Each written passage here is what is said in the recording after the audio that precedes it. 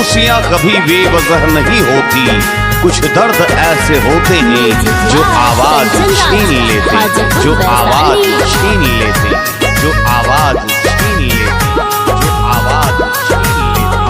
अब नहीं जीवो तोरा बिन हे गे जान, हल पैसा जहर लाइक दा देना। अब नहीं जीवो तोरा बिन हे गे जान, हल पैसा जहर लाइक दा देना। ढारी के तेल जराई दे हमारा, फसरी लगाई के मार दे हमारा, अब बेसी तर पावना गे हाँ। अब नहीं जीवो तोरा बिन गे जान, हल पैसा जहर लाइक दा देना। आज खुद को इतना तन्हा महसूस किया, जैसे लोग दफना के छोड़ गए, जैसे लोग दफना के छोड़ गए, जैसे लोग दफना के छोड़ गए। Happy recording studio बंदेरा। चैन से जिए देना एक पल दुश्मन दुनियादारी में,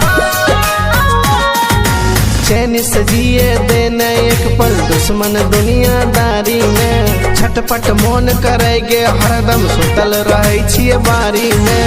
प्यार तोरा से कलियो असली तब किए न कैली पगली, हमरा समझावना गे हाँ।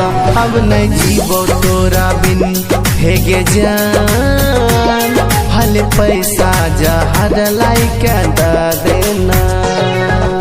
हमारी बर्बादी का कोई गम नहीं है हमें, हमारी बर्बादी का कोई गम नहीं है हमें।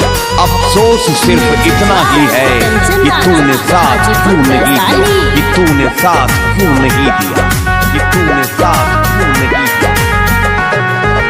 ऐसन की मजबूरी अइलो हमरा से मुँह मोड़ ले, ऐसन की मजबूरी अइलो हमरा से मुँह मोड़ ले।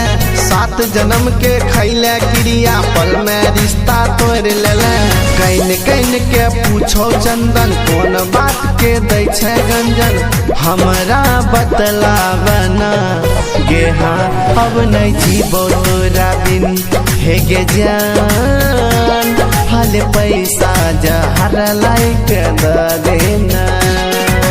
ढारी के तेल जराई दे हमारा, फसरी लगाई के मार दे हमारा, अब बेसी तर पावना गे हाँ।